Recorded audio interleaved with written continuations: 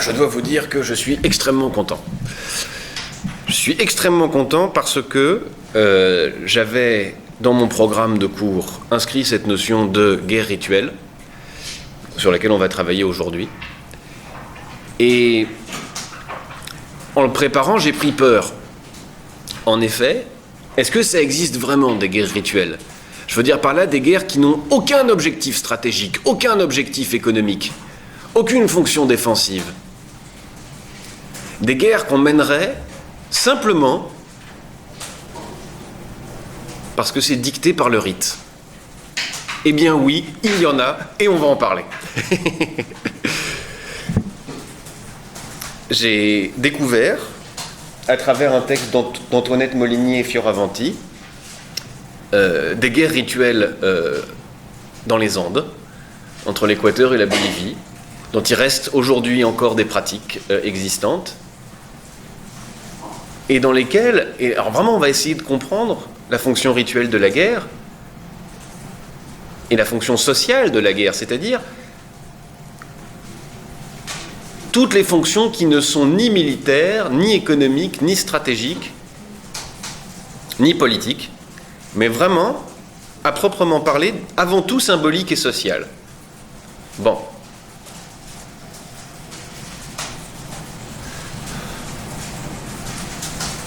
Alors, je vais commencer par un petit mot sur la genèse du cours, qui va me servir d'introduction.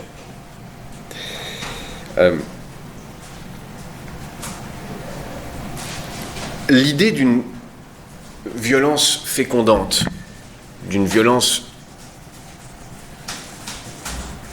fondatrice, est extrêmement commune, et je n'aurais eu aucun mal à trouver dans le registre mythologique des violences fécondantes.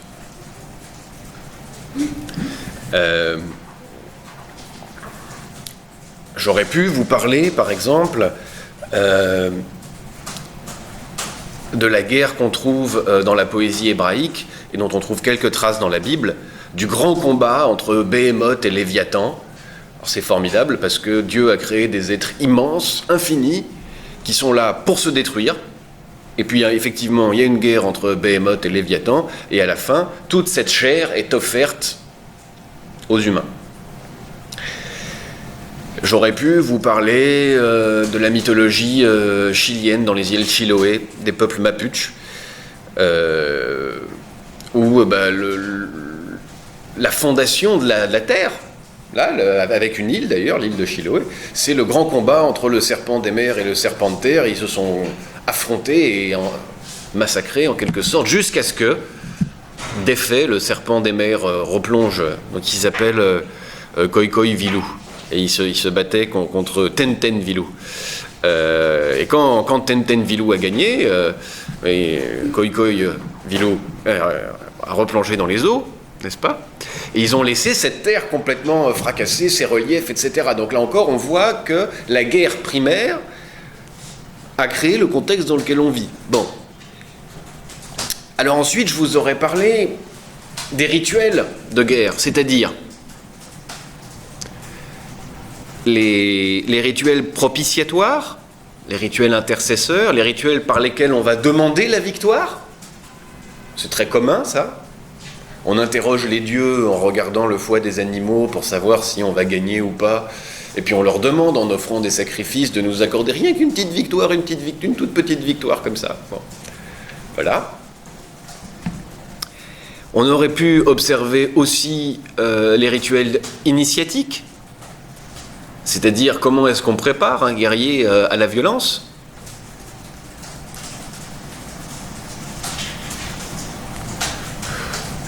Alors, je vous aurais amené et montré des illustrations horribles de ces rituels dans les populations mandans, parce qu'elles ont été bien documentées. Mandans, M-A-N-D-A-N, et souvent avec un S, puisqu'on dit les mandans. Mais là, c'est un peuple, donc c'est des gens. On décrit les gens. Alors, c'est des plaines du Missouri aux États-Unis. C'est gentil de me poser des questions, comme ça j'ai l'occasion d'y répondre. Alors les mandants, ah oui, parce que effectivement, on a ramené beaucoup d'illustrations. Ils avaient un rituel pour préparer les guerriers au statut de guerrier, en quelque sorte, qui consistait à percer les chairs derrière les os, à passer des petites tiges de bois derrière les omoplates et derrière les muscles du dos, et puis ensuite à les pendre, accrochés par là. Donc c'est des images, vous voyez, où on voit des jeunes hommes pendus comme ça, enfin, c'est atroce. Alors, on aurait pu parler aussi des rites de purification après la guerre. Vous en avez vu, si, pour ceux qui ont travaillé sur les Tupinamba, lorsque le guerrier qui a ramené un prisonnier qu'on a dévoré va dans une hutte et change de nom. Et est poursuivi par des femmes qui lui disent quel est le nom de celui, quel est ton nom, puis à la fin il sort, il a changé. Comme ça, il échappe à la vengeance de celui qui l'a tué, du fantôme de celui qui l'a tué. Donc, vous voyez que on aurait pu parler de l'ouverture et de la fermeture des portes de la guerre, mais justement, par bonheur, j'ai découvert l'existence, enfin j'ai pas découvert, voyons, j'ai grâce à un superbe séjour en bibliothèque, j'ai découvert qu'il existait des guerres rituelles, c'est-à-dire, insistons là encore, des guerres dont le but, aussi bien explicite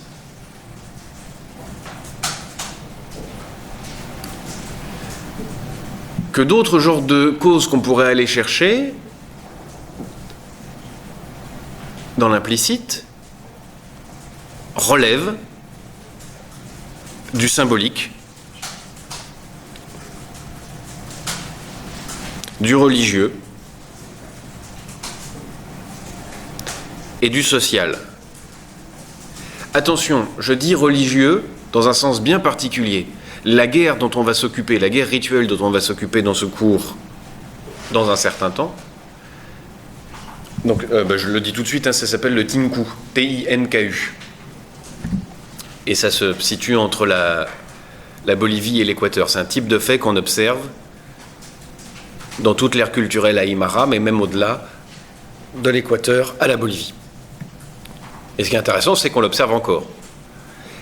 Donc, il s'agit d'une guerre dans laquelle parfois entrent des critères religieux, mais non pas que la religion oppose, mais des gens de la même religion se font la guerre parce que la religion l'exige.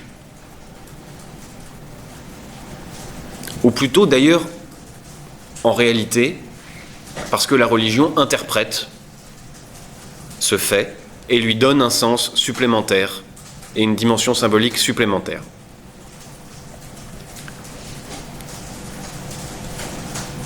Bon, auparavant, et puisqu'on est dans des questions de définition, enfin qu'on était dans la première partie du cours sur des questions de définition, à vos souhaits, qu'est-ce que c'est qu'un rite ?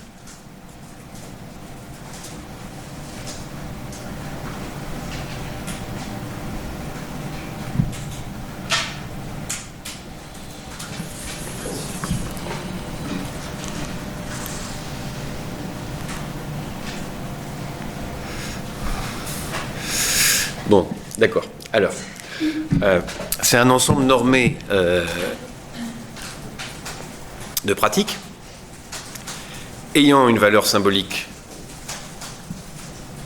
ou religieuse qui sera formalisée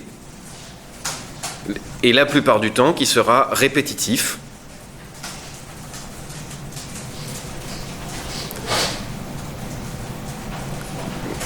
On pourra souvent décomposer ce rite en séquences afin de définir l'ensemble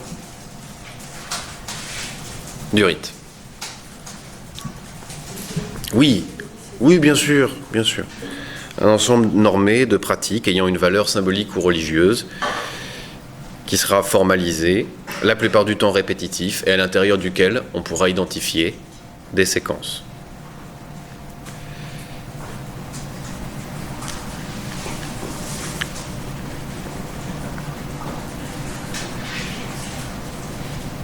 Alors, pour vraiment nous emparer pleinement de ce sujet, c'est-à-dire la guerre rituelle, on va passer à travers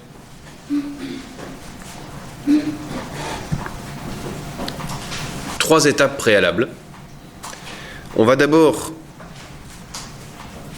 observer la mise en scène du chaos, ensuite la mise en scène de la guerre, ensuite la ritualisation de la guerre, et on passera enfin à la guerre rituelle. La mise en scène du chaos d'abord. La mise en scène du chaos. Juste une remarque.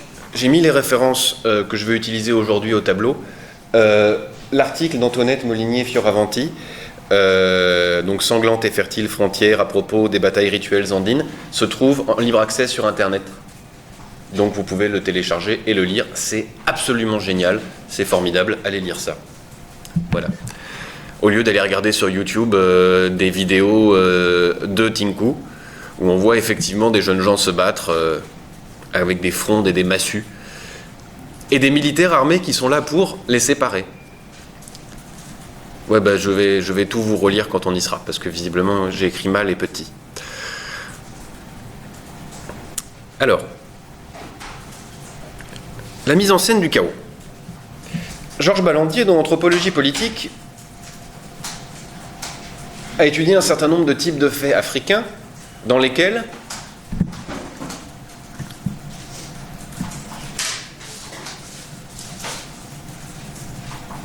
de façon répétitive, à chaque changement de règne, à chaque interrègne,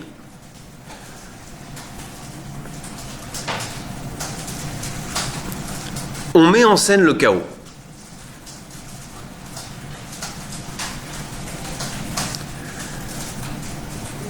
Alors, c'est très simple. Les faits qui sont observés, c'est aussi bien, par exemple, un roi qui régulièrement, à l'intérieur d'un rituel bien balisé, va mettre en scène le chaos, il va se faire insulter, on va lui jeter des objets dessus, etc. Et puis l'ordre va être restauré. On va étudier un autre type de fait, justement concernant les changements de règne, dans lequel, au moment du changement de règne, on organise un chaos total à l'intérieur de la société. De quoi il s'agit? En fait, il s'agit de moments où on rejoue la naissance de la société. On rejoue l'instauration de l'ordre. On rejoue, en fait, les premières scènes de la mythologie. Il existe une mythologie disant que, à un moment donné, il y avait le chaos, et puis dans une certaine alliance entre le divin et l'humain, un ordre social a été instauré. Eh bien, à chaque changement de souverain, on va montrer comment, lorsque cet ordre-là n'est pas présent, lorsque souverain n'est pas présent, c'est le chaos. Alors, anthropologie politique, chapitre religion et pouvoir.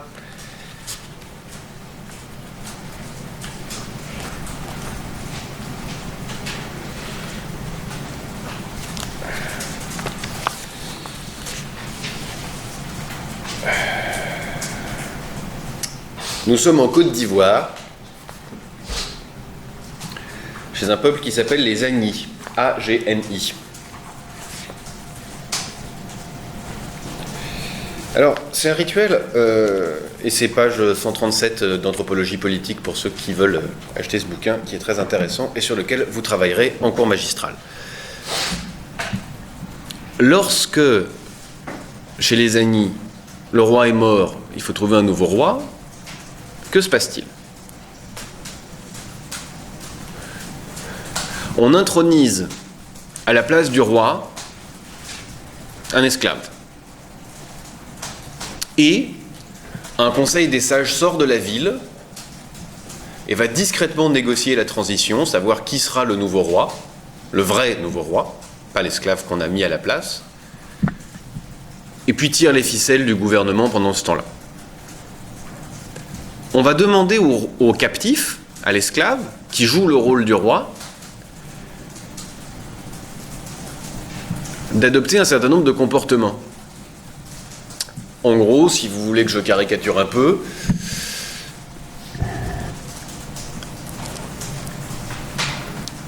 il va organiser une débauche généralisée. On va boire, on va dépenser tous les sous, on va retourner tous les ordres habituels, les règles, ça va être un désordre sexuel aussi, on va dilapider toutes les ressources, les beaux tissus, les bijoux, etc. Bref, on va organiser le chaos. C'est un petit peu comme si, dans le règne entre...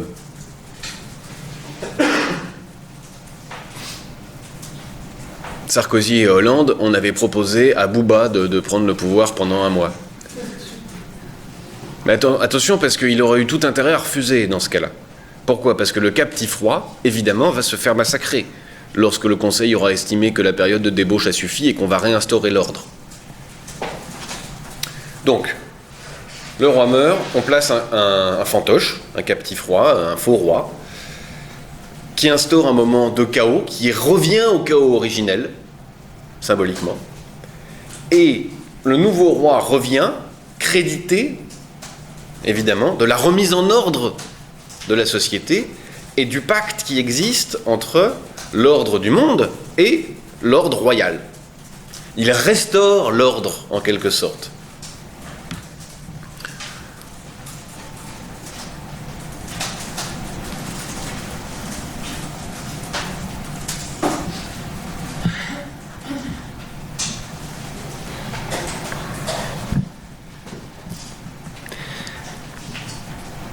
Alors,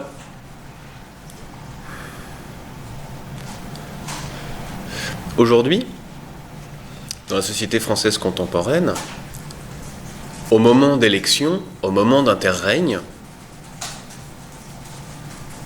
on peut mobiliser les éléments qui sont mobilisés dans ce genre de rituel. Mais pas de manière explicite. Et surtout pas de manière ritualisée. On pourra dire... Un président de la République, ça doit être ça. Fondamentalement, on doit revenir aux origines de la Constitution, la cinquième, l'esprit de la cinquième République. Il ne faut pas dévaloriser le statut du chef de l'État, il faut revenir à des dates de ceci, cela, etc. Évidemment, dans la société française, on aura aussi plutôt tendance à dire « Moi, président, les choses vont changer, mais pas vers ce qui a déjà existé, pas vers les origines, vers un futur. » Néanmoins, on va pouvoir mobiliser un espèce de retour aux origines. On pourra aussi, évidemment, mobiliser le chaos. On pourra dire il s'est développé une fracture sociale, ou alors, si on continue comme ça va être la guerre civile, ou alors, il faut restaurer l'identité nationale parce que tout part à volo et il faut passer les gens en Karcher. Enfin, vous voyez bien qu'on peut mobiliser le chaos. Mais ça n'est pas une tradition. Par exemple, il existe des traditions de chaos en France. Vous allez dans des carnavals, dans certaines villes du Nord tout à fait sympathiques, où c'est le premier magistrat de la ville qui va ouvrir à un moment donné le désordre, parce que c'est lui qui le fermera aussi. Et effectivement, dans les carnavals, on boit, on se déguise en femme, on beugle, on fait des... Mais en fait, il s'agit bien effectivement d'un rituel. On ne peut pas aller au-delà d'un certain niveau de violence. Mais vous voyez que là, la société française ne dispose pas, courage,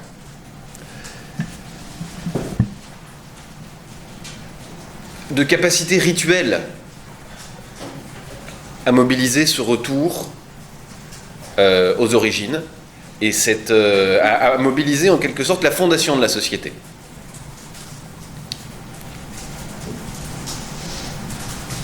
Je me demande même si on a un moment fondateur, nous en Ve République. Est-ce qu'on a un moment fondateur ?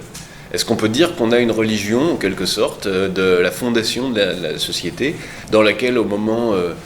alors il y avait là le dragon vert, là le dragon bleu, c'était terrible, et puis à un moment donné surgit le grand De Gaulle avec son sabre et tout ça, et paf, il a créé l'ordre social, et donc il faudrait ressortir le dragon vert et le dragon bleu, et puis pour célébrer le... Est-ce que ça existe, ça ? Plus ou moins. Plus ou moins. En fait, souvent, on revient à 45, on revient au CNR. Conseil national de la résistance, où on revient à 1789. Pourquoi? Peut-être parce que la fondation de la Ve République n'est pas très très glorieuse, hein, et que c'était un petit peu un malentendu. Je veux dire par là qu'on a sorti De Gaulle d'un côté pour sauver l'Algérie française et pour empêcher que le putsch dégénère. C'était assez compliqué. Français, Françaises, Algériens, enfin tout ça, là, je vous ai compris, ça pouvait vouloir dire des tas de choses. Or, il se trouve qu'en fait, le moment de la fondation de la Ve République, pour en quelque sorte sauver les restes, en réalité de l'Empire français, ça a été exactement le contraire. Ça a été le recentrage du pays sur une nation, bref. Je vous dis rien là-dessus, je vous propose simplement d'essayer de mobiliser les outils qu'on a là. C'est-à-dire quand on comprend que par exemple une société se maintient et trouve des éléments de stabilité dans des chaos organisés, essayons de réfléchir à comment est-ce que nous on peut faire avec ça. Comment est-ce qu'on mobilise parfois ces éléments? De quelle façon? Là vous voyez comment le chaos, dans le rituel des Ani, a une fonction de justification. Par exemple, s'il y a des inégalités dans la société, par exemple il y a des esclaves, qui sont maltraités, en montrant que quand ils prennent le pouvoir, c'est le chaos, on justifie leur domination, on justifie les injustices.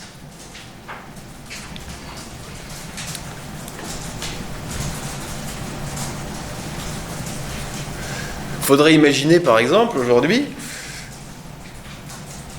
qu'on place au pouvoir des gens qui ne soient pas du tout technocrates pour voir le chaos que ça produirait tout de suite. Et ça justifierait la technocratie. Ça serait formidable. Ou pas. Alors, on va quitter la Côte d'Ivoire et on va aller dans le Maghreb, au Maroc, en Algérie.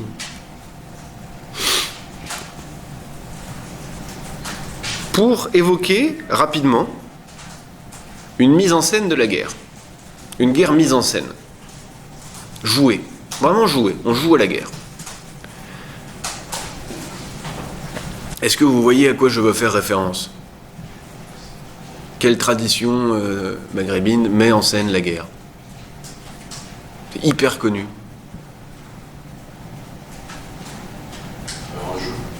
À travers un jeu, ouais. Je dis que c'est un jeu parce qu'il y a même des concours de guerre simulée. Et on y investit des fortunes colossales. Parce qu'en plus, c'est plutôt les pauvres qui... Non, mais il y a des animaux. Bon, on n'est pas en train de faire un Pictionary. Je pense à bêtement, ce qu'on appelle nous ici la fantasia, bien que c'est d'autres noms au Maghreb.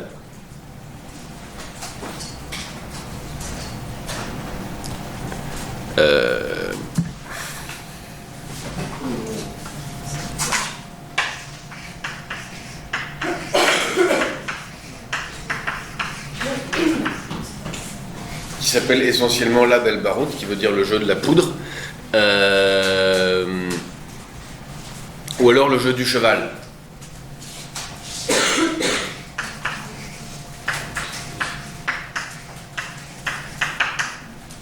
Et alors, pourquoi je dis que c'est une mise en scène de la guerre? Mais pour une raison très très simple, parce que c'est une mise en scène de la guerre. En gros, la fantasia, qu'est-ce que c'est? C'est des jeunes hommes, enfin plus ou moins jeunes hommes, à cheval avec des fusils, qui mettent en scène quoi? Une charge et une fuite. Ils chargent, ils tirent, ils fuient, ils tirent. Voilà. Le rituel, en gros, demande qu'on fasse d'abord El Ker, K-E-2-R, puis El Fer, F-E-2-R, qui veut dire littéralement l'attaque rapide et la fuite rapide. Alors, fuite, entendez pas des fuyards d'effet, hein. Entendez plutôt une modalité de faire la guerre dans laquelle on procède par assaut rapide et retrait rapide. Par... je n'ai pas tellement de notions en polémique, en art de la guerre. Mais c'est vraiment l'idée d'une capacité à avoir une cavalerie rapide pour faire des assauts, des escarmouches, et en perdant le moins d'hommes possible à chaque fois. Bon, voilà. Et là, très clairement, il s'agit d'une mise en scène de la stratégie militaire qui a été le plus efficace depuis les cavaleries nubiennes, etc., dans la zone, en tout cas qui est perçue comme telle. Alors évidemment, on va l'utiliser de manière différente selon les lieux. Par exemple, au Maroc, on va dire que chez les Berbères, par exemple, qui font la fantasia, on va dire que c'est le moyen militaire qui leur a permis de résister aux Arabes. Mais chez les Arabes, on va dire que c'est le moyen militaire qui a permis de battre les Berbères. Bon, peu importe. Ou alors que c'est grâce à ce moyen militaire qu'on a pu ensemble envahir l'Espagne, etc., etc. Mais là, vous voyez que, littéralement, et sans, par exemple, qu'on tue les animaux comme on peut avoir dans la corrida, on a une mise en scène de la guerre. Alors c'est rigolo de mettre en scène la violence, de mettre en scène la guerre. Et surtout, de mettre en scène des moyens de guerre qui sont complètement obsolètes, absolument désuets, ça ne servirait plus à rien. Pour abattre une fantasia qui vous charge, une Kalachnikov suffit. Et encore, je dis ça, une grenade. Enfin, un taser, non, enfin presque. Monsieur, Oui. c'est vraiment mis en scène avec des vraies armes blanches. Oui. Et alors c'est assez rigolo parce que vous pourrez en voir plein ça sur internet de ces vidéos-là, c'est vraiment abondant. Ou alors si vous vous déplacez au Maghreb, vous pourrez littéralement en voir. Les chevaux sont magnifiques, ça vaut le coup. Les cavaliers sont excellents, c'est assez beau. Les parures sont très belles. Mais ils ont des fusils. Et ils ont des fusils, et alors ça doit faire boum. Alors, l'essentiel de la note se fait dans la synchronisation des coups de feu, pour montrer qu'on est bien en maîtrise de l'exercice. Bon. Et alors, vous les voyez galoper. C'est une monte où on est quasiment debout. Et faire des jeux avec leurs fusils, comme ça. Et c'est des espèces de vieux bousins. On a peur à tout. Moi, c'est le seul truc qui me fait peur quand je regarde ça, c'est que un coup de feu parte à n'importe quel moment. Mais en fait, visiblement, non. Voilà. Donc oui. En revanche, on est vraiment dans une mise en scène, en ce sens que il n'y a pas de mort, il n'y a pas d'affrontement, les troupes ne se rejoignent pas, et il n'y a aucune valorisation d'un acte de violence. Il y a une esthétisation de la violence. C'est une esthétisation de la guerre. Mais on en reste là. Dans la corrida, vous avez par exemple une esthétisation de la violence avec passage à l'acte. Dans certaines férias ou certaines fêtes du sud-ouest de la France ou d'Espagne ou du Portugal, vous allez avoir aussi... ou en Italie d'ailleurs, avec des chevaux plutôt, ou des vachettes, vous allez avoir aussi... vous levez la main ? Je vous donne la parole dans un instant.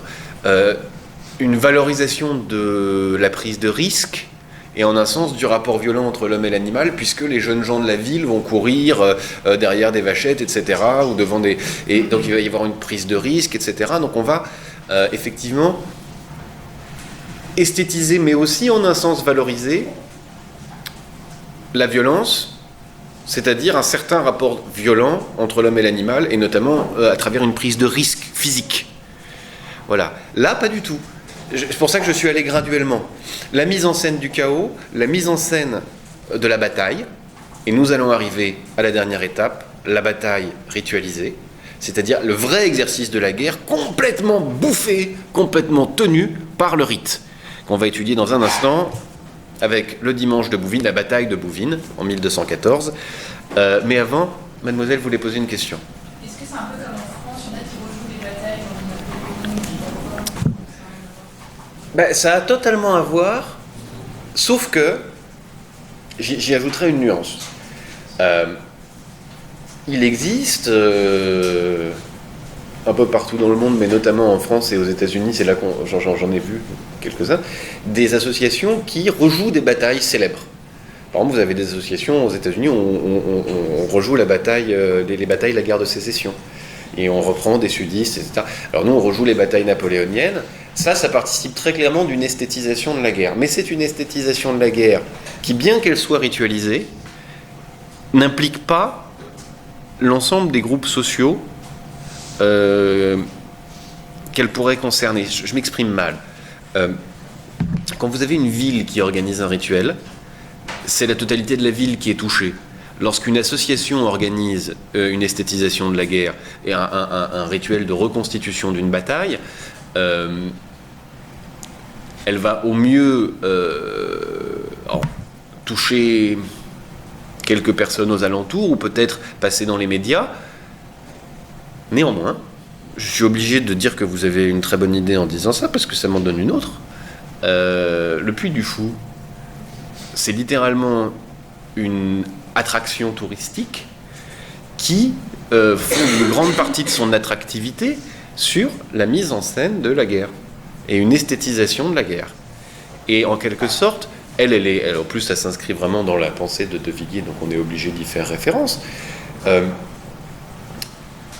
Elle va utiliser comme ressort émotif l'idée d'un passé commun, héroïque, et qui doit, en un sens, je vais le dire de façon assez vulgaire, jouir de notre unité. Parce que ça nous ramène à ce qui nous a fondés, au sang qu'on a partagé ensemble. Il y avait une autre main, oui. Je disais, on peut parler aussi. Pourquoi vous commencez toujours en disant « je disais » ? Vous ne disiez pas, vous vouliez dire. Non, je voulais parler on peut parler aussi des jeux vidéo pour la mise en scène de la guerre. Tout à fait. Mais ça m'intéresse plus votre façon de parler. Parce que tout se passe comme si vous répétiez intérieurement la phrase avant de la dire. Et donc vous pouviez dire, dans ce cas-là, je me disais intérieurement. C'est amusant. Et ça m'amène à un point aussi amusant. Dans ce genre de rapport, entre enseignant et étudiant, il est en quelque sorte inclus que vos questions doivent être spontanées et non pas préparées. On ne va pas opposer cours contre cours. Non, justement. Et moi, quand j'étais élève, je faisais ça. C'est-à-dire que je préparais très à l'avance mes interventions. Donc, alors sur une feuille, il y avait 5 remarques comme ça, et je bombardais le prof à la fin. Et effectivement, il le prenait très très mal. Parce que c'était discours construit contre discours construit. C'est peut-être ça qui m'a fait tiquer. Pour revenir aux jeux vidéo, il y a très clairement une esthétisation de la violence. Il y a quasiment une notion d'entraînement. Alors elle est forcément un petit peu marginale, pas en termes de nombre, mais en termes d'explicitation. C'est-à-dire que on ne dit pas qu'on s'entraîne à être des bons massacreurs, surtout que la violence peut se traduire sous toutes les formes. Moi j'ai souvenir d'un jeu où c'était un ancêtre de Need for Speed, où il fallait tuer des vieux. On roulait comme ça, et puis il fallait tuer des vieux en voiture. Et il y avait une fonction vieux. Si un vieux entrait dans la pièce où on était en train de jouer, il fallait appuyer sur F12 ou F10, et il y avait des ballons à la place des vieux. Voilà. Donc effectivement, cependant, cette fonction de formation, elle est parfois assumée. Alors on entend parfois qu'il y a un recrutement dans l'armée qui se fait sur la base d'une capacité de tireur d'élite dans tel ou tel jeu. Et par ailleurs, en plus, comme il y a une virtualisation de la guerre qui se produit simultanément avec la conduite des drones ou le téléguidage des missiles, bah effectivement, vous avez un mélange des genres qui existe. Tout à fait. Tout à fait. Cependant, si on peut absolument parler d'esthétisation de la guerre, en aucun cas, on ne peut parler de ritualisation de la guerre via cela. Parce qu'il ne s'agit pas d'un rite, il ne s'agit pas d'un rituel. Il s'agit certes d'un jeu, mais que chacun fait chez soi, en étant parfaitement maître des séquences, etc. etc. Alors on pourrait parler de rite initiatique, comment les collectifs de joueurs se forment les uns les autres, qu'est-ce qu'ils partagent, mais ce qu'ils partagent, c'est pas la guerre. Ce qui ritualise, c'est pas la guerre, c'est le jeu. Alors.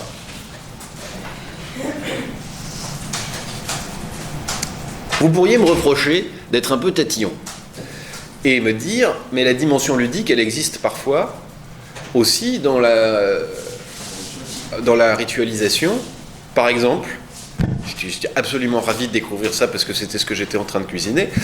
Dans les îles du Frioul, en Italie, il existait une tradition qui a été décrite donc par des anthropologues, où dans des rituels pour célébrer la fertilité et appeler la fécondité des champs, etc., on organisait des batailles entre des porteurs de sorgho et des porteurs de fenouil. Les porteurs de fenouil, évidemment, c'était la fécondité, les porteurs de sorgho, moins, etc. Bref, enfin, peu importe. L'idée, c'est qu'effectivement, organiser une bataille de fenouil, il y a aussi un peu de jeu là-dedans. Donc, on doit pouvoir la conserver. Néanmoins,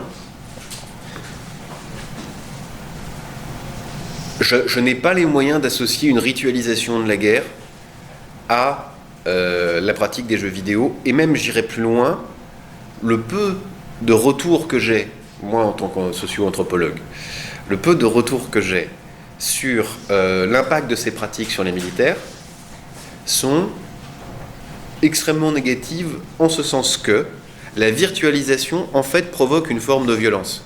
J'ai eu deux genres de retours. J'ai un collègue qui travaille sur les drones et sur la souffrance des pilotes de drones, qui sont effectivement dans un univers proche de la virtualisation. Il y a eu un film d'ailleurs là-dessus, je crois.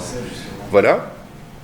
Et l'autre était beaucoup plus simple. Je parlais, moi, avec des soldats israéliens, à Tel Aviv, qui me disaient, parce que ça c'est un truc assez bizarre, mais quand vous parlez avec des jeunes en Israël, souvent, ils ont fait l'armée.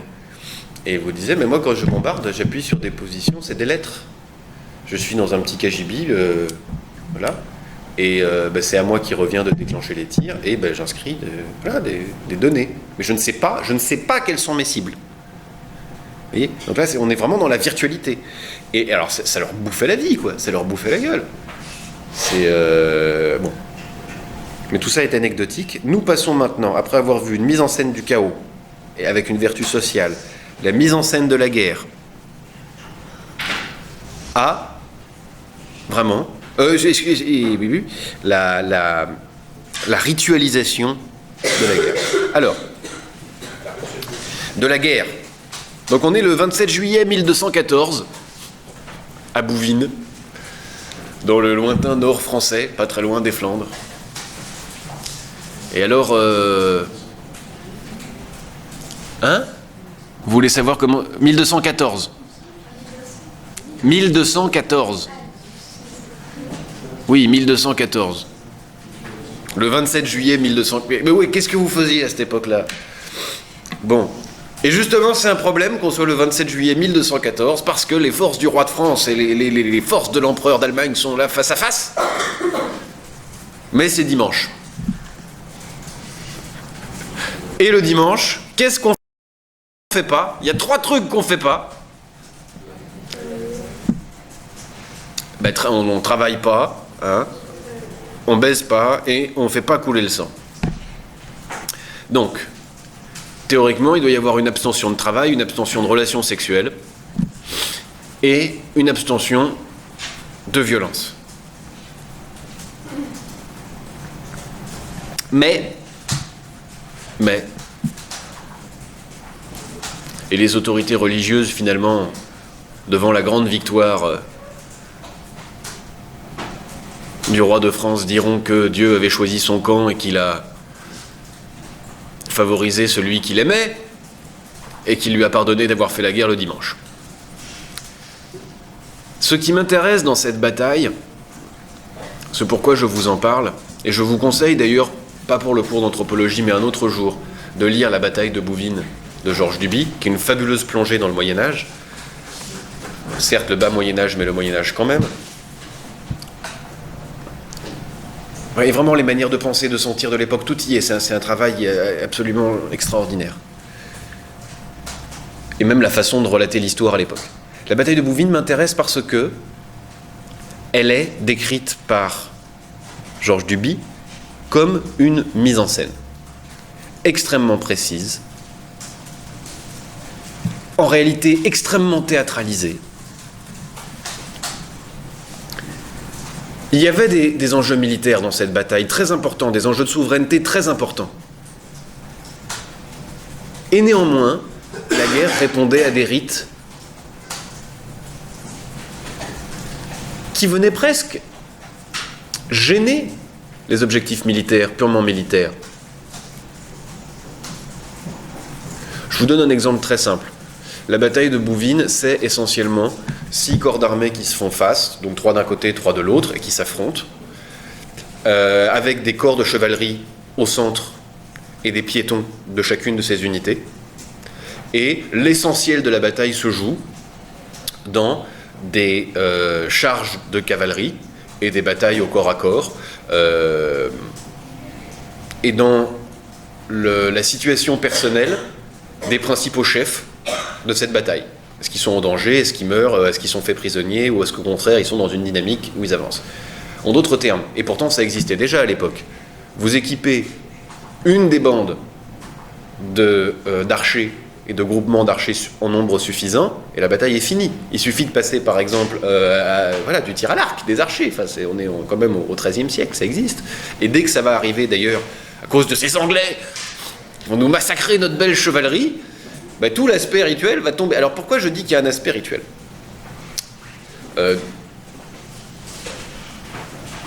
D'abord, le corps des religieux suit et donne du sens à la bataille et va par ailleurs en poursuivre la mémoire. Ça, c'est important. Deuxièmement, il y a un ensemble de règles et de pratiques vestimentaires, des façons de se décorer, d'avoir des étendards.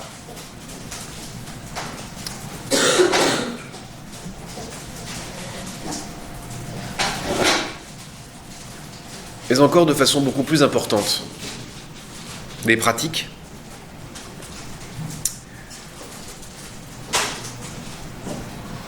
il n'est par exemple pas question pour des piétons, ce qu'on appelle des piétons, c'est-à-dire la piétaille si vous préférez, des gens des villes ou des alentours, des propriétés des seigneurs, des sujets des seigneurs qui sont venus pour faire la guerre, qui ont été vaguement formés et équipés pour venir faire la guerre avec eux, ils ne vont jamais tuer des seigneurs, ils ne sont pas là pour ça. Ils sont là pour s'entretuer, et surtout pour capturer le seigneur d'en face. Mais même les seigneurs entre eux ne se tuent que très rarement. La plupart du temps, ils cherchent plutôt à se faire prisonnier pour pouvoir se vendre après. Alors, le philosophe Michel Serres disait un jour sur France Info que la guerre, ça procède essentiellement d'une économie de mort. C'est difficile à admettre, parce que c'est le moment où on se massacre. C'est pourtant relativement simple, c'est une spécialisation dans la mort. C'est-à-dire qu'on va ne tuer que les jeunes hommes, et pas les vieillards, et pas les femmes, et pas les enfants. Voilà. Donc déjà, il y a cette économie. Donc, contrairement à la guerre civile, ça économise un petit peu les morts. Et là, par ailleurs, ces soldats-là, pendant qu'ils se mènent une bataille, ils ne sont pas en train de ravager un pays et de violer à tout va, ce qu'ils n'arrêtaient pas de faire auparavant. Là, ici, les spécialistes affrontent les spécialistes. Et on se rend compte que ce qui est quasiment au principe de cette bataille-là, c'est une économie de mort. Pas n'importe quelle mort, des seigneurs, parce qu'ils ont une valeur économique importante et une valeur symbolique importante, mais que, encore, ce sont des semblables, ce sont des chevaliers. Chevaliers contre chevaliers. Et les chevaliers, d'ailleurs, qui sont en ce moment avec l'empereur, qui fait face au roi de France, pourront tout à fait passer du côté du roi de France. Parce que, avant d'être des nations, ce sont des corps de chevaliers, des corps d'alliance dans le cadre d'un régime féodal. Bien. Alors, ce principe d'économie de mort, cette ritualisation, ces espèces de ce décorum extraordinaire de la bataille, ce rythme de la bataille, entre très très exactement dans les fonctions qu'on avait identifiées la semaine dernière de délimitation des groupes. Voilà. En gros, il y a quand même 4, je maintiens 4, je suis très vilain, groupes sociaux qui s'affrontent dans la bataille. On pourrait même dire 5. Les plus nobles, les chevaliers. Ensuite, bon, ça c'est un peu vache, c'est le 4e, c'est moi qui le mets là parce que les récits de l'époque, et vous le lirez dans le dimanche de Bouvines, leur donnent plus d'importance qu'aux autres. Ensuite, les chevaux.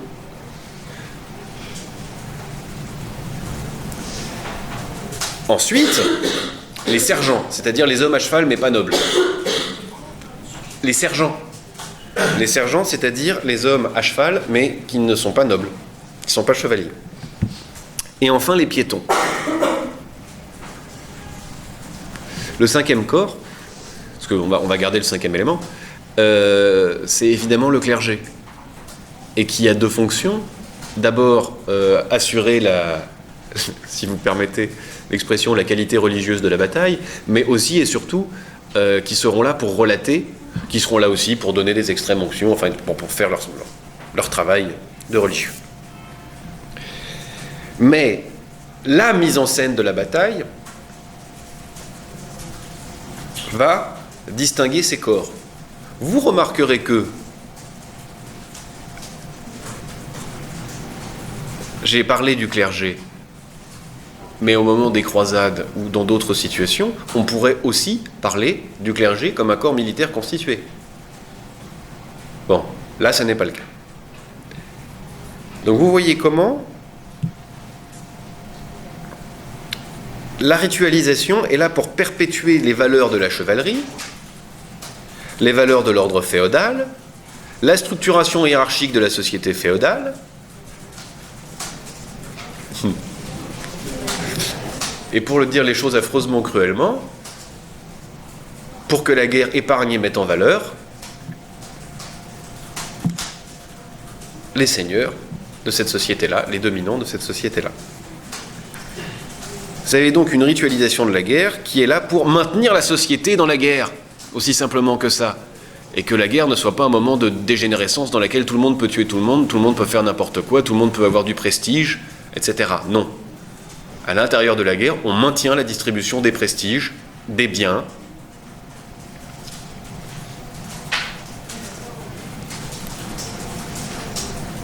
et de la vie. Ce qui n'est pas peu. Donc nous avons vu. Est-ce que quelqu'un veut bien aller massacrer les gens qui sont dehors ? Non, c'est une blague. Ça vous dérange pas, vous ? Oh, vous êtes fort. Je suis très admiratif. Bien. Donc, on a vu, chemin faisant, une mise en scène rituelle du chaos, et donc de la restauration de l'ordre. On a vu une mise en scène rituelle de la guerre.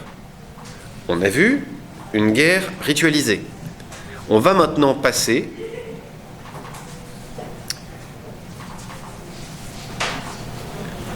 à cette notion de guerre ritualisée poussée un cran plus loin, c'est-à-dire dans une guerre qui n'a d'autre but que de suivre le rituel, donc la guerre rituelle. Oui. La guerre ritualisée, c'est une guerre toute simple. Non, c'est pas la même chose.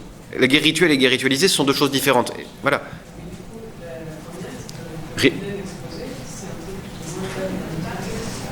C'est une guerre comme n'importe quelle guerre, sauf que l'économie de mort ne se fait pas en fonction d'objectifs militaires ou politiques. Si. Politique, oui. Si vous prenez la guerre que, je sais pas moi, les États-Unis mènent à l'Irak en 1991, je prends celle-là parce qu'elle est moins complexe que celles qui peuvent avoir lieu aujourd'hui. Les éléments de ritualisation sont assez faibles. L'essentiel de l'action est porté vers l'optimisation de chaque dépense.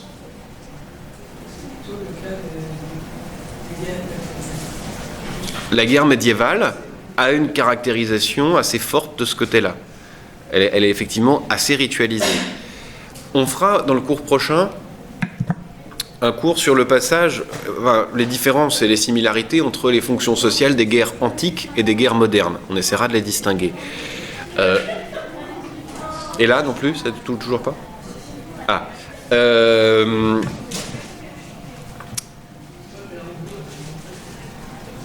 On verra effectivement comment, dans une guerre antique, quand bien même un principe d'efficacité commence à présider, d'efficacité militaire, néanmoins des dimensions symboliques existent encore fortement. Par exemple, les hoplites dans la guerre grecque, c'est-à-dire les soldats citoyens, la plupart du temps, parfois c'est des mercenaires, mais enfin on va prendre ce modèle-là, le soldat citoyen tous soudés les uns aux autres, avec un principe d'efficacité tel que celui qui sort, qui s'arrache de la masse pour aller faire des exploits, ne sera pas célébré, parce qu'il aura mis en cause l'unité. On est, certes, dans quelque chose qui va plutôt vers l'efficacité, et néanmoins, on est encore en train de mettre en scène, en un sens, l'unité des citoyens, en armes. Et il y a des rites initiatiques, il existe encore des choses de cet ordre-là.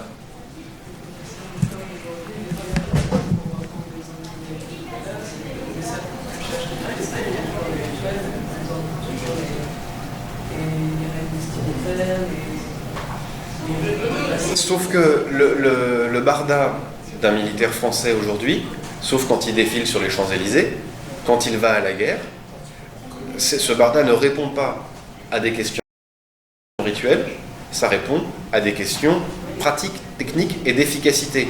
Et par conséquent, si ça fait plaisir à la République qui porte un coq en bronze de 1,50 m de haut au moment où il part à l'assaut, ben quand même il ne le prendra pas. Voilà. Je veux dire, tous pourraient avoir aussi des vestimentaires qui seraient très pratiques pour eux, pour leur déplacement, mais il reste qu'on impose quelque chose qui est identique à tous. Oui, en fonction d'objectifs d'efficacité. Il reste une fonction symbolique et on y réfléchira la semaine prochaine ensemble. Là, pour l'instant, je voudrais avancer graduellement.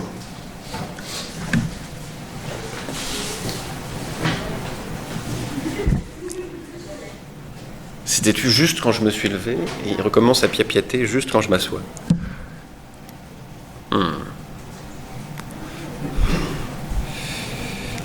On va passer donc au rituel Tinku.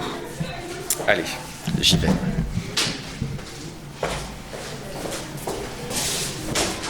que vous pourriez vous taire, s'il vous plaît, ou faire un bruit avec très énorme parce qu'il y a un pot en fait.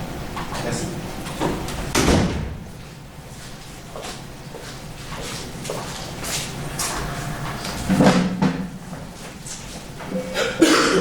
Ça va pas marcher, mais après je vais m'énerver, claquer la porte et là ça marchera.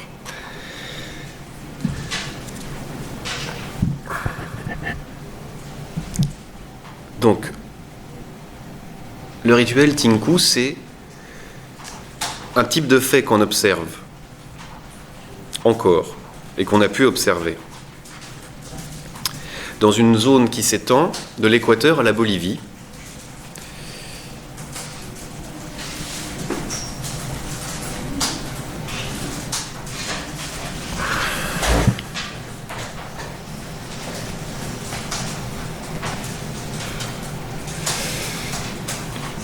Et qui consiste, une fois par an,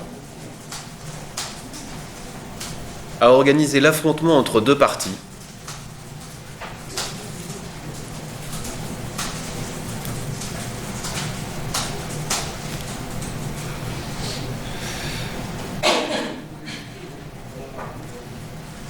Alors, ces parties peuvent être le village du haut et le village du bas. La partie haute de la cité et la partie basse. La plupart du temps, c'est une opposition haut-bas. Lors de ces affrontements, en plus des danses et des chants, la plupart du temps les hommes et parfois des femmes s'affronteront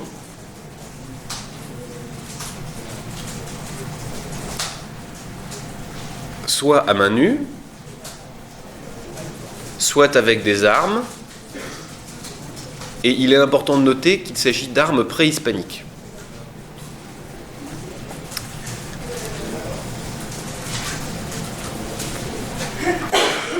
Ça va ?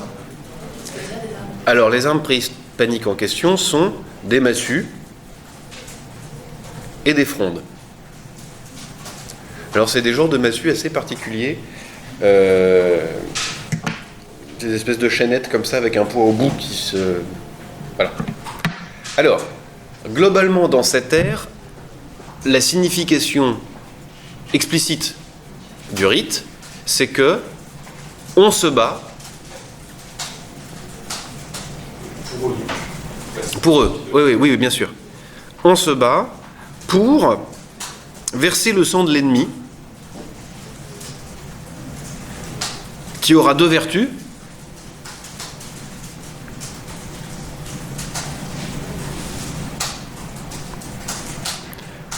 Une vertu propitiatoire, un peu comme un sacrifice, on obtiendra de bonnes récoltes et beaucoup de fécondité. Et puis, une vertu divinatoire, en quelque sorte, le gagnant aura une bonne récolte. Ça prédit une bonne récolte. Donc,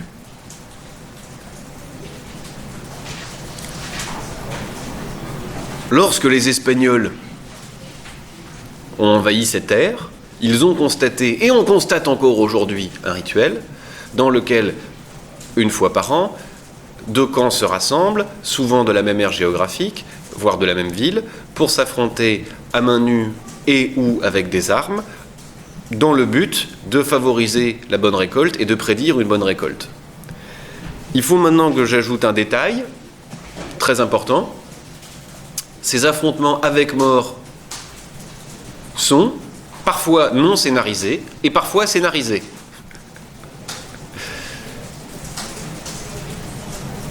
En d'autres termes, parfois on organise des batailles dans lesquelles on s'entretue en ayant planifié à l'avance qui allait gagner.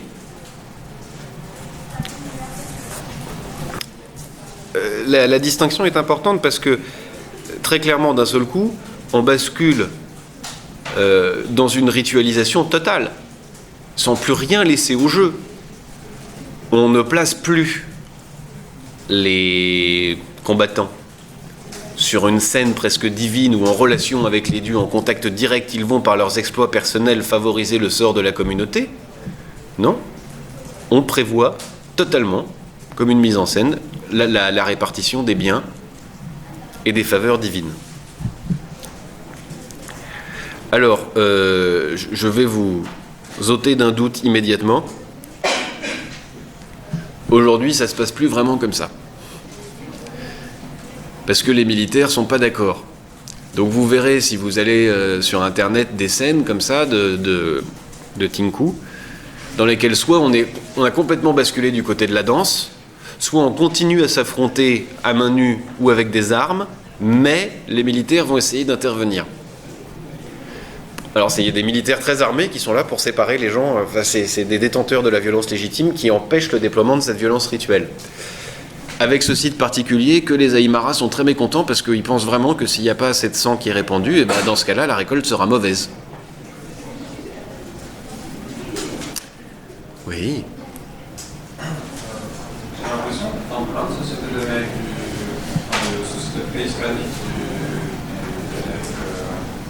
ce qui est aujourd'hui l'Amérique latine, il y a beaucoup de situations comme ça où on sacrifie des gens, soit on tue des gens. Comment on explique ce goût peut-être pour le...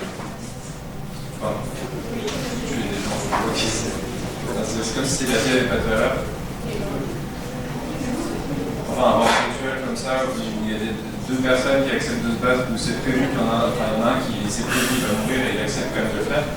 Là, c'est un peu... Enfin, la différence entre ça et les jeux du cirque... il y en a beaucoup, si vous voulez, mais si on parle de niveau de violence, je ne sais pas. Alors ensuite,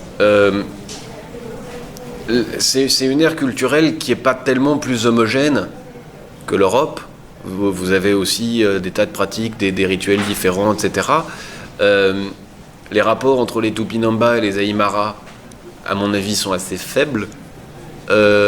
Ensuite, je pense plus simplement que effectivement on trouve un certain type de faits en Amérique du Sud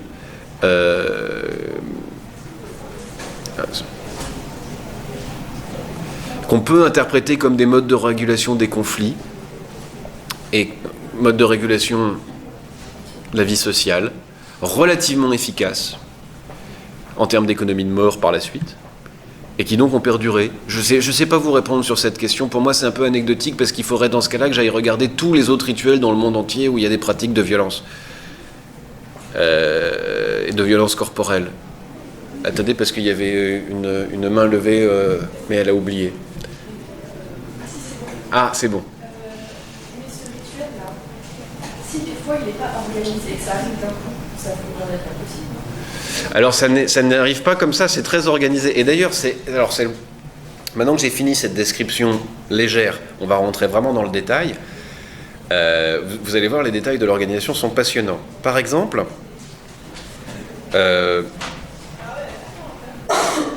on a observé que ces rituels se déroulaient la plupart du temps en même temps que des rites espagnols. Que des rites espagnols.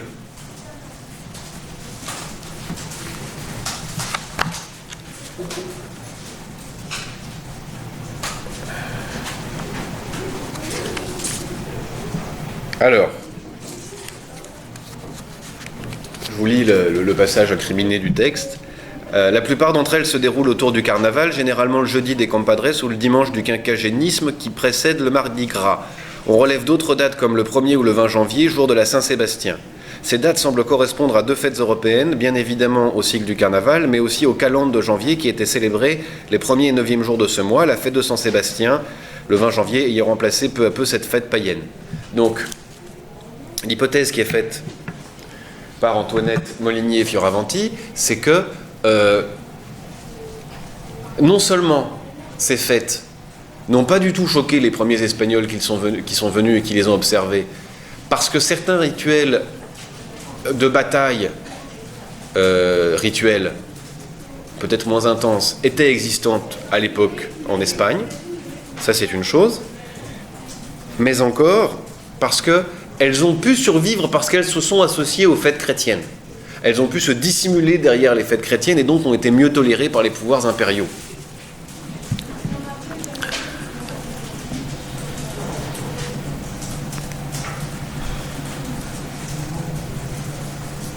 Cela dit, je reviens sur ce point de la non-étrangeté. L'idée d'une violence qui doit avoir lieu rituellement pour que la vie soit bonne me paraît pas si étranger que ça, l'idée donc étrangère, à la pratique de la feria, dans lequel on va boire trop, il va y avoir un peu de violence avec les animaux et parfois entre des humains, etc. Et si on disait, on va faire une feria mais gentille en mangeant des fraises tagada et en buvant du coca au lieu de boire du vin, vous auriez une espèce de révolte populaire, le rite perdrait son sens, perdrait sa substance complètement. Bien. Vous aviez envie de dire quelque chose ? Non, c'était juste pour dire que peut-être on estime que les violences d'Amérique latine sont plus violentes parce qu'elles sont différentes des nôtres. Ah oui. Plus violentes parce qu'elles ne les connaissent pas. Bah, vous pourriez dire les choses autrement, c'est-à-dire les Incas ont rarement fait la Seconde Guerre mondiale, ou la Première. Bon, voilà. Ça, on verra par exemple, on verra un type de fait assez rigolo, je vais vous le raconter maintenant, tout de suite. Là on est dans le cadre de rituels organisés, donc de batailles rituelles. Je cherche la page comme ça en passant, dans laquelle ce qui est scénarisé, c'est systématiquement la défaite de l'envahisseur. Alors, de mémoire, je vous livre de mémoire pour ne pas avoir à plonger dans le texte. On a une population qui s'appelle Anti, A-N-T-I, face à une population Inca. La population Inca qui habite dans les hautes villes est une population dominante, mais qui n'a jamais totalement réussi à prendre le contrôle des Antilles, sur lesquels ils exercent une domination commerciale, une domination économique, mais ils n'ont jamais réussi à gagner de bataille décisive contre eux. Et donc chaque année, lors du Tinku, on met en scène quoi ? On met en scène la victoire des Antilles contre les Incas. Donc vous voyez, c'est une espèce de prise en charge des injustices, des rapports de force, etc., qui sont ritualisés et qui sont en quelque sorte validés dans le sang, signés dans le sang. Bon.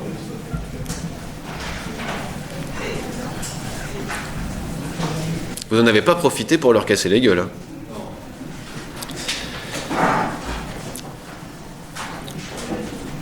Le pacifisme est une très bonne chose. C'est bien.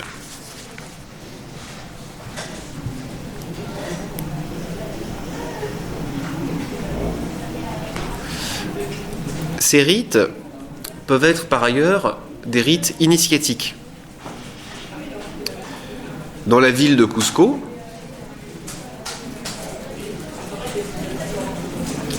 ces batailles servaient par exemple de rite initiatique à la noblesse. Donc jusqu'à la noblesse allait risquer sa vie dans le rite initiatique de participation au Tinku.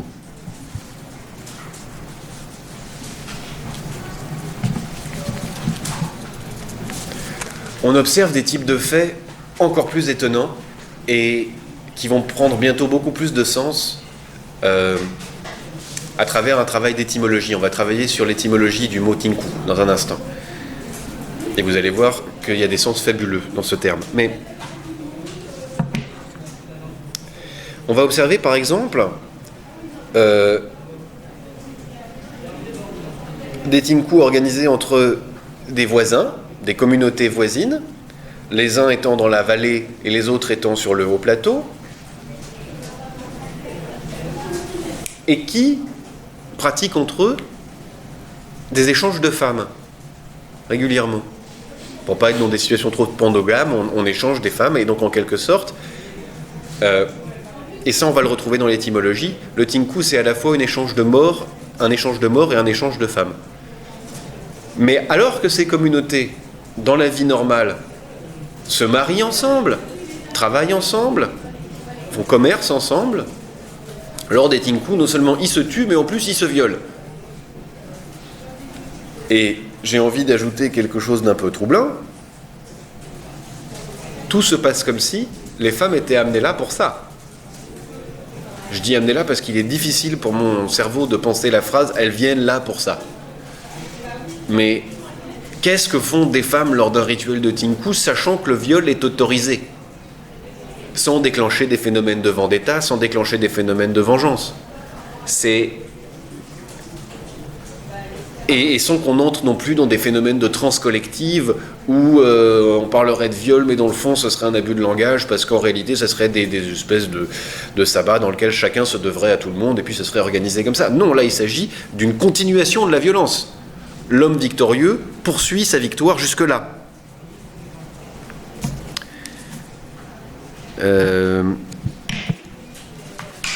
Il existe par exemple un récit mythologique à ce sujet que je m'en vais vous narrer incessamment sous peu, dès que je le retrouve. Alors, voilà.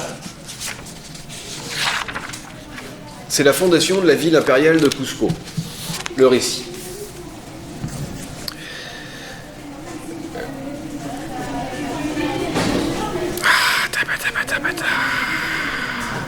Citons simplement celui qui fonde la division entre les mondes Quechua et Aymara.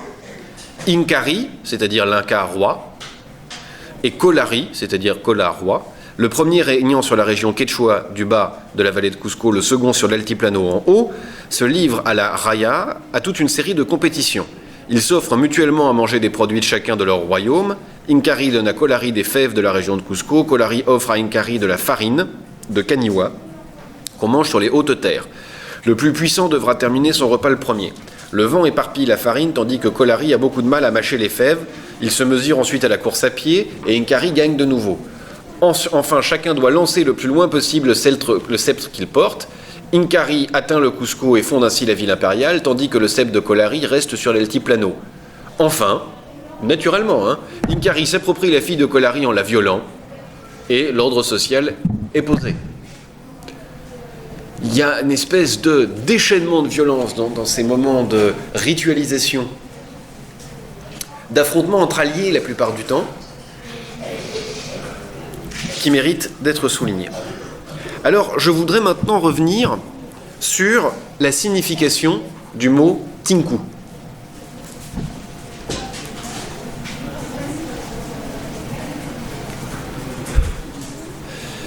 Vous allez voir que Tout se trouve là.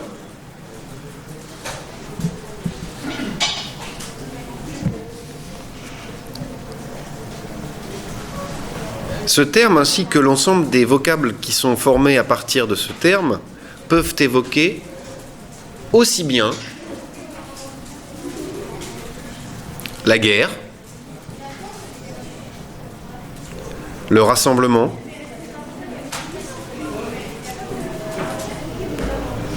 l'amour, l'harmonie des couleurs,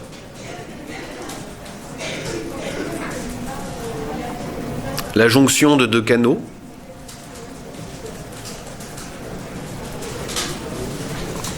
du sexe pour préparer un mariage, parce qu'on a des relations sexuelles avant le mariage. Dans cette zone-là.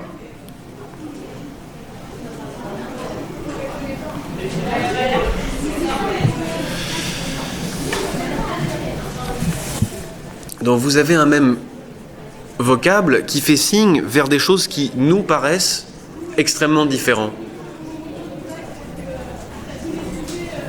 On utilisera aussi Tinku pour parler de quelque chose d'assez joli, qui est la jonction des deux sourcils.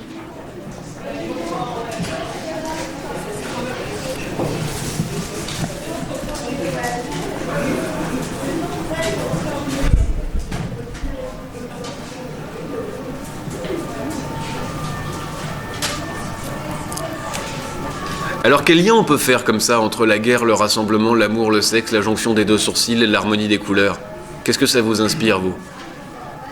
Un seul et même terme qui pourrait toucher tout ça? Hein? La vie? Ouais, pourquoi pas? Le lien? C'est pas une mauvaise idée, le lien. Quand vous dites quelque chose, il y a une mine qui suit toujours et qui est comme déçue de ce qu'elle vient de dire, c'est étonnant. Célébrez-vous un peu. Ou alors, prenez la voix de Droupi. Droupi. Vous connaissez pas Droupi? You know what? I'm the hero. I'm happy. Non, mais je vous taquine. J'espère que vous m'en voulez pas. Si. Tant mieux. En fait, je dis tant mieux parce qu'il y a quelque chose qui me frappe l'esprit pendant que je vous parle. C'est que, peut-être vous souvenez-vous que quand vous avez étudié le potlatch, on vous a dit que c'était un fait social total, mais qu'avant c'était une prestation sociale totale de type agonistique. Vous vous souvenez de ça? Le mot agonistique. Quoi, non, c'était qui votre prof? Agonistique, enfin! Ça veut dire que c'est un rapport de concurrence, un rapport d'affrontement, on se bat à l'intérieur du potlatch, littéralement. On essaye d'écraser l'autre par un énorme potlatch. Bon. Et plus jeune, quand moi-même j'en étais là où vous en êtes, que je m'initiais, n'est-ce pas, sciences sociales, c'est un bobard absolu, hein. J'ai commencé à lire Mauss en deuxième année de thèse. Avant j'étais à Sciences Po, je faisais de la philo, donc peu importe. Or donc, quand j'ai commencé à rencontrer Mauss, je me disais, mais qu'est-ce que vient faire ce mot agonistique? Pourquoi est-ce qu'il utilise comme ça, alors que c'est simplement des rapports de concurrence, une telle notion d'affrontement? Et effectivement, il avait probablement senti, grâce aux descriptions du potlatch qu'il avait vu, toute la violence qu'il pouvait y avoir dans ces rapports d'objets transformés en objets purement symboliques, bien qu'ils aient aussi une valeur économique. Et en fait, là, je suis en train de vous faire un cours là-dessus.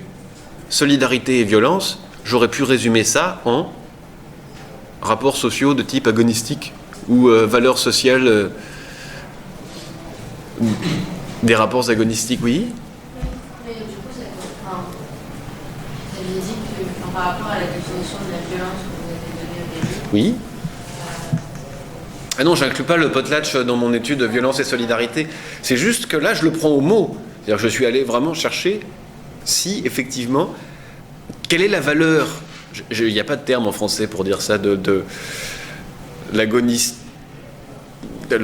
non, bref, quelle est la valeur de l'affrontement, quelle est la vraie valeur sociale de cette violence lorsque, par exemple, elle va jusqu'à la violence physique, dont je ne sais pas d'ailleurs si elle est plus violente que la violence symbolique ou si elle produit plus de souffrance ou pas. Est-ce que la violence symbolique quotidienne est plus ou moins violente? On s'en fout, c'est pas ça la question. Mais je me rends compte que, alors que je m'étais engagé sur cette espèce de paradoxe que la violence destructrice peut parfois faire du social, en réalité je retombe sur une vieille lanterne, qui est le rapport social de type agonistique. Voilà, le fait social total dans l'affrontement. Bon, mais je m'égare, et c'est pas bien. Si vous voulez, quand vous lirez cet article, que vous lirez, je l'espère, vous allez voir vraiment une succession de significations de la notion de Tinku, qui est presque poétique. C'est quasiment de la poésie, là, cette démarche anthropologique qu'elle mène. C'est-à-dire qu'on se rend compte... Qu'est-ce que vous êtes en train de lire? Oui? Ah oui, mais alors, il faut que je vous conseille à ce sujet. Parce que si vous regardez juste Tinku Yupi ou Tinku Bolivia, vous allez tomber sur des espèces de danses un peu ridicules. Ah, une bataille de femmes. Oui, bah évidemment, on s'expose à ce genre de choses.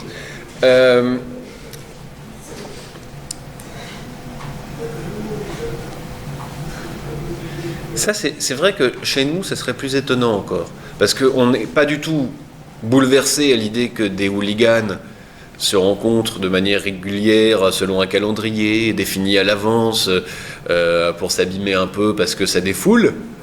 On a même des chansons, des représentations pour comprendre qu'est-ce que ça peut vouloir signifier, etc. Non. Pour les femmes, si on devait assister à des batailles rangées de femmes,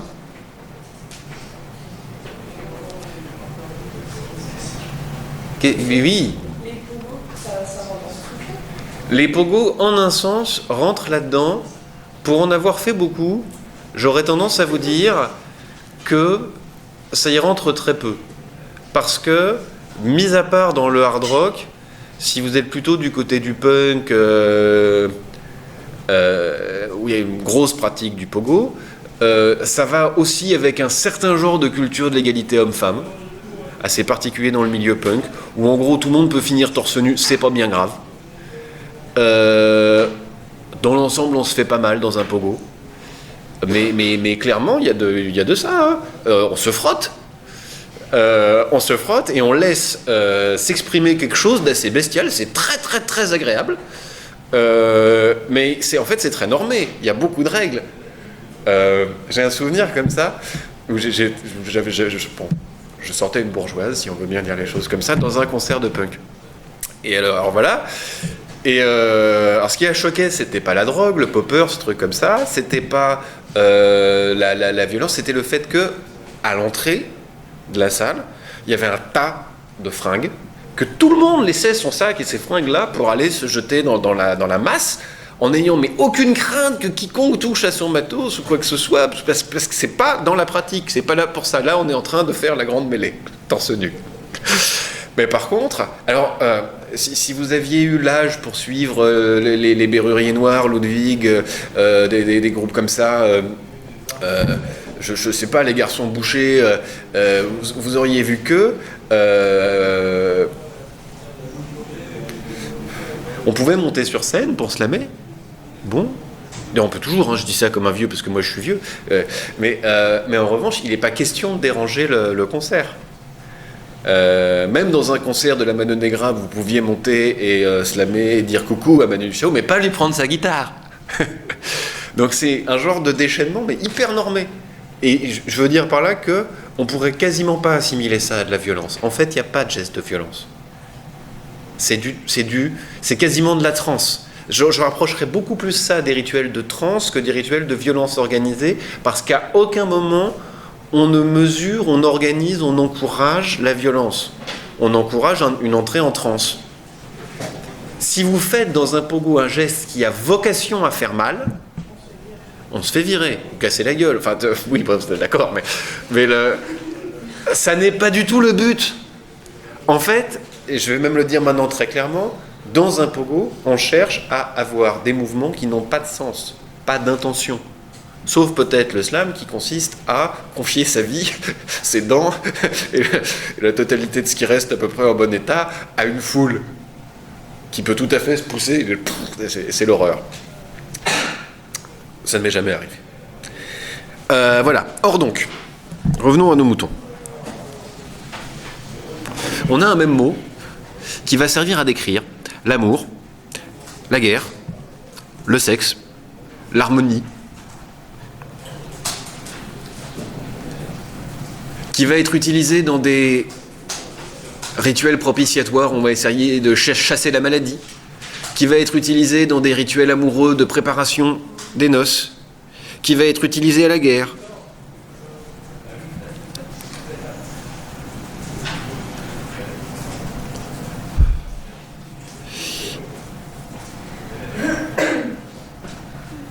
Notez bien que tous ces éléments-là se retrouvent dans le Tinku par ailleurs.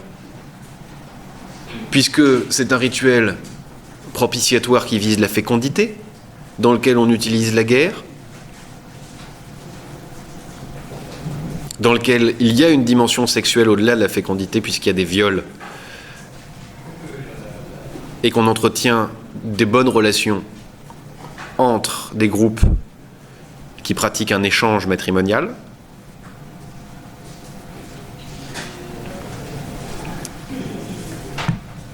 Et là, au détour d'une ligne, on tombe sur un commencement d'explication tout à fait intéressant. On n'explique pas la poésie d'une langue. Dans le fond, c'est pas très difficile à comprendre le mot Tinku si on sort des traductions. Le mot Tinku, c'est le lieu de jonction. Vous voyez, c'était pas tant la notion de lien, je pense, qui est vraiment pertinente, que le fait que les liens soient si ténus que ça se touche. C'est là où le même et le différent se touchent. Et donc, dans la sexualité, vous avez ça, dans la guerre, vous avez ça, dans le rassemblement de deux tribus différentes, vous avez ça, dans les couleurs, vous avez ça. Ça se comprend. C'est la pierre de touche, si vous voulez, le Tinku. Bon. Mais alors, qu'est-ce qui se touche? Si je puis me permettre de m'exprimer ainsi. Ce ne sont pas les beaux corps nus d'adolescents punk, pas du tout. Ce qui se touche, ce sont des principes opposés, à savoir essentiellement des principes opposés. Pour une fois que c'est pas vous, que c'est votre voisine de derrière, vous pourriez avoir l'oreille plus affûtée. Essentiellement, le haut et le bas,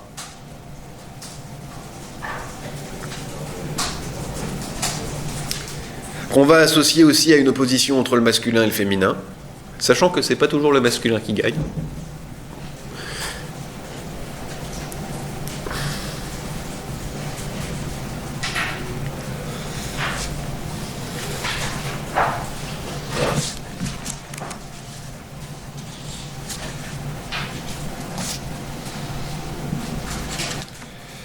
Alors, je ne voudrais pas que vous l'entendiez comme une espèce de vieille ancienne catholique. Il existe un principe bon qui a créé l'homme et un principe mauvais qui a créé la femme. Entendez-le vraiment comme une différenciation, d'abord, et avant tout comme une différenciation. Un principe haut et mâle et un principe bas féminin, sachant qu'on est dans une société où cette opposition duale va se retrouver entre classes sociales, mais aussi entre métiers. On est systématiquement, en fait, entre des gens qui sont sur l'altiplano et des gens qui sont dans la vallée, des gens qui sont en haut, des gens qui sont en bas. Et c'est ça les rapports qui sont essentiellement structurants pour la société Inca et la culture Aymara. Oui. Je ne veux pas qu'on entre dans... par là. Je ne sais pas. Je préférerais qu'on n'entre pas par là parce qu'on est tellement, nous, déterminés culturellement à l'habitude de cette caractérisation dévalorisante pour les femmes et valorisante pour les hommes, qu'il vaut mieux que, dans une perspective de neutralité axiologique, on essaye de s'abstenir de nos valeurs avant d'entrer dans ce système culturel-là. Le système va associer effectivement plutôt la hauteur à la noblesse, au dominant, à la rectitude et à l'homme. Donc il y a quelque chose comme un jugement de valeur. Néanmoins, on on donne le sang plutôt à une figure féminine. Et par ailleurs, toutes les métaphores qui sont utilisées pour décrire le Tinku dans d'autres rituels, par exemple, sont des rituels à symbolique hautement féminine. Donc, je devrais ne pas me contenter de cet article-là, partir en Bolivie et faire des études pour voir si vraiment on peut imposer ce cadre de lecture judéo-chrétien sur ce rituel-là. Voilà. Vous voyez, par exemple, lorsque les Antilles, qui sont le principe bas, passent leur temps à gagner, qu'est-ce qui se joue? Est-ce que ça ne va pas d'aller si vite. Effectivement, si vous prenez à la lettre ce qu'ont rapporté les anthropologues du début du XXe siècle, qui étaient tous des hommes, par ailleurs, clairement, il y a un principe noble, droit, élevé, et un cas qui est bon et mâle, et un principe qui est en bas, qui est femelle. Ça me semble un peu caricatural par rapport au reste des choses qui nous parviennent. Bien.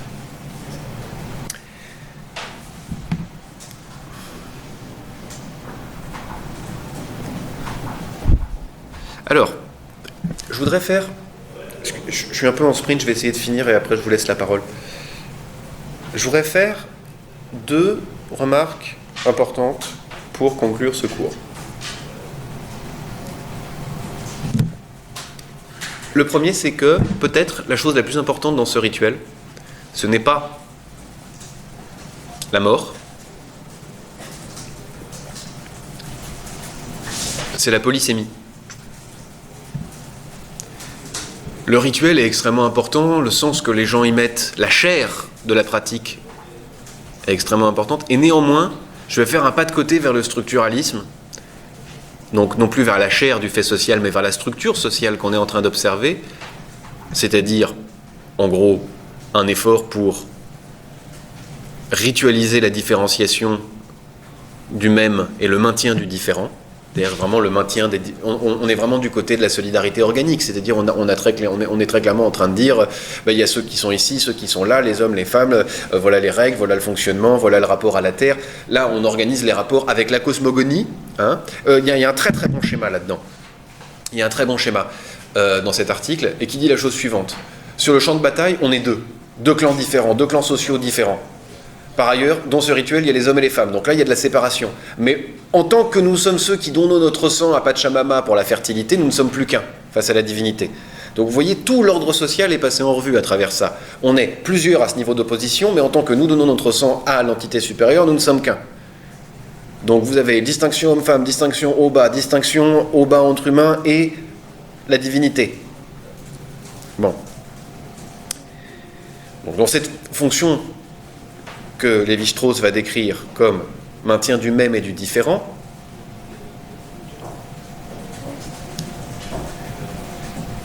une autre fonction sociale qu'on pourrait identifier, qui est la justification, on en a parlé, des inégalités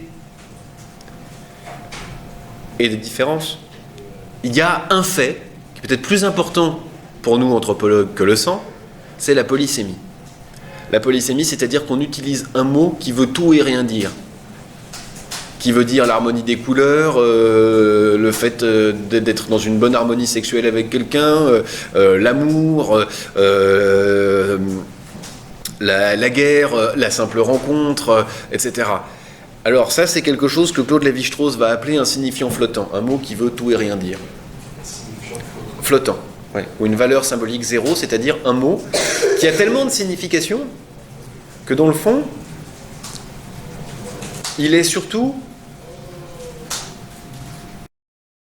une frontière qui vous dit, au-delà de ça, ça n'a plus de sens. Je suis un mot, un symbole, entre nous, mais qui vous montre les limites du sens, c'est-à-dire que si un mot veut dire plus de choses que moi, il voudra littéralement plus rien dire du tout. On est en moi qui porte en moi toute la société, tous les symboles, s'incarnent, se symbolisent la limite du sens. Ma fonction, en tant que valeur symbolique 0, c'est d'indiquer les limites de la société. Au-delà, c'est le non-sens. Au-delà, c'est la folie. Si tout peut tout dire, alors c'est la folie. alors le langage ne peut plus assumer ses fonctions. Donc voilà, ma première hypothèse, comme ça, que je voulais vous proposer, c'est ce rituel qui est vraiment un fait social total, parce que pour le coup, toute la vie sociale y est engagée. Il est en quelque sorte sacrifié sur l'autel du maintien de la société.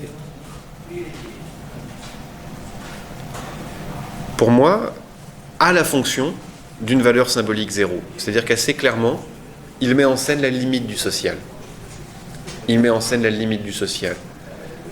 Déritualiser cela, c'est basculer dans le chaos total.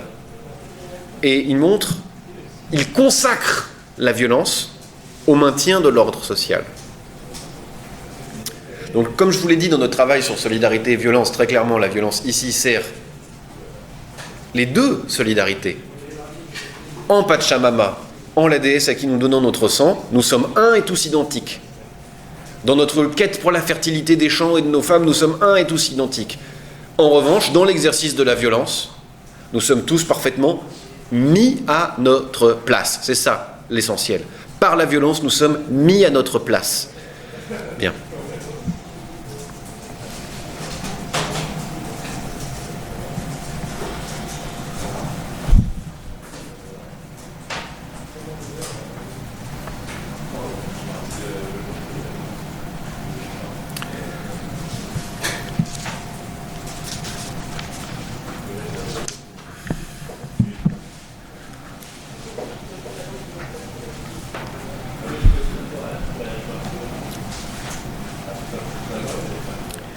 On a par ailleurs affaire à une ritualisation de la société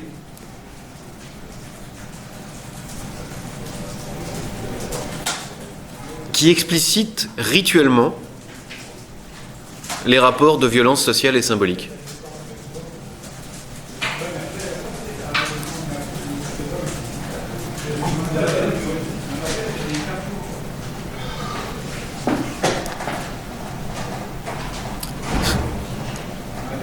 Pour vraiment caricaturer, et j'espère que vous me pardonnerez le fait d'avoir recours à de telles caricatures, c'est un petit peu comme si on demandait chaque année à un patron du CAC 40 d'entrer dans une arène avec un pauvre et de se battre.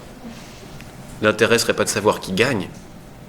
L'intérêt, ce serait de montrer une fois par an la violence des rapports qui existent dans un rapport de concurrence économique entre ceux qui n'ont pas d'argent et travaillent, ou pas d'ailleurs, et ceux qui, en travaillant ou pas, en ont.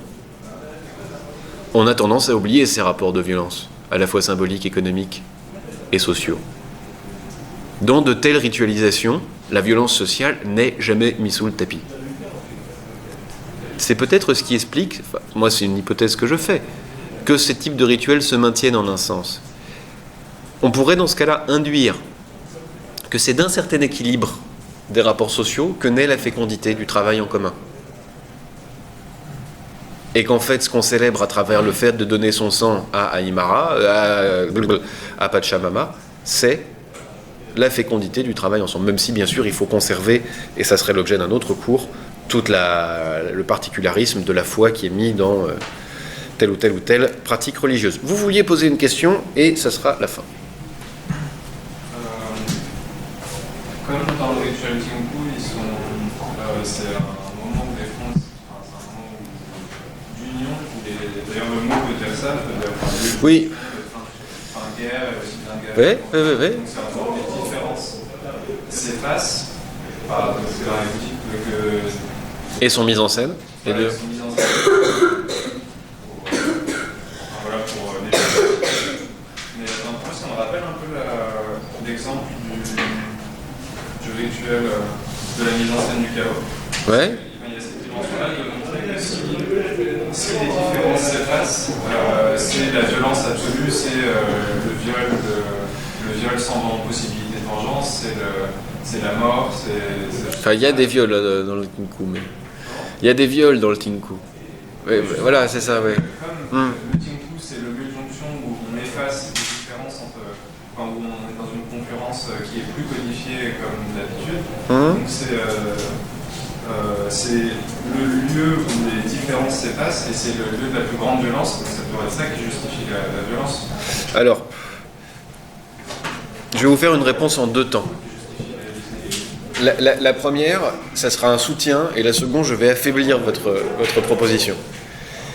Alors, pour soutenir votre proposition, je dirais, oui, aujourd'hui, dans les formes que je vais dire de manière un peu méprisante folklorique de Tinku, ce qu'on observe, c'est que la différenciation se fait essentiellement par le déguisement.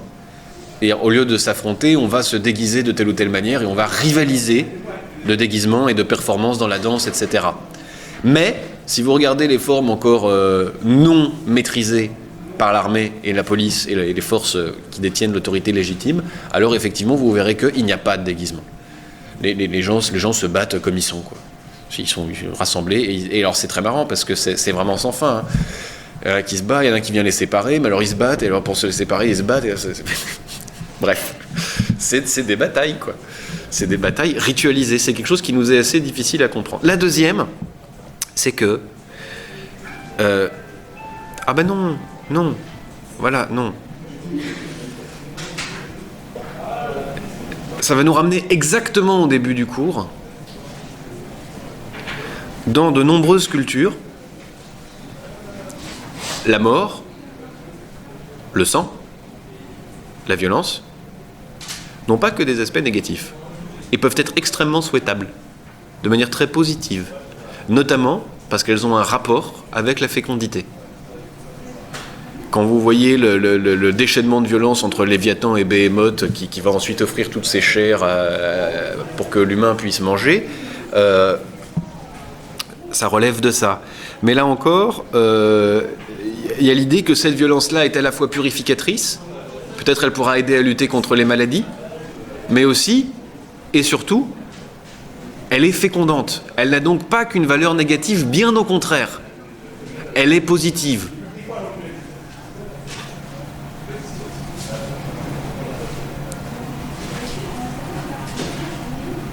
En fait, elle a une double valeur. Il est évidemment meilleur, en participant au Tinku, de tuer plutôt que d'être tué. Mais quand on tue, on nourrit Pachamama. Et quand on est tué, on nourrit Pachamama.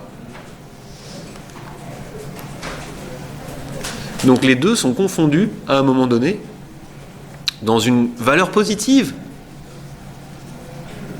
et sociale de la violence physique. Ce qu'il vous faut maintenir comme ça en double dans votre tête, c'est mais quelle serait la valeur positive de la violence sociale ? Là, il s'agit d'une violence qui s'est débarrassée de l'essentiel des atours de la socialisation, qui essaye de mettre en scène quelque chose de direct, de brut, bien qu'elle soit parfaitement ritualisée, c'est-à-dire qu'effectivement, on ne cherche pas à augmenter l'efficacité du Tinku. C'est-à-dire personne n'arrive avec une Kalachnikov en disant « je vais tuer 400 personnes, comme ça, il y aura beaucoup de bonnes récoltes ». Non. Ça n'a réellement de valeur que si c'est repris avec les armes préhispaniques, etc. Bon. Sur ce, c'est fini.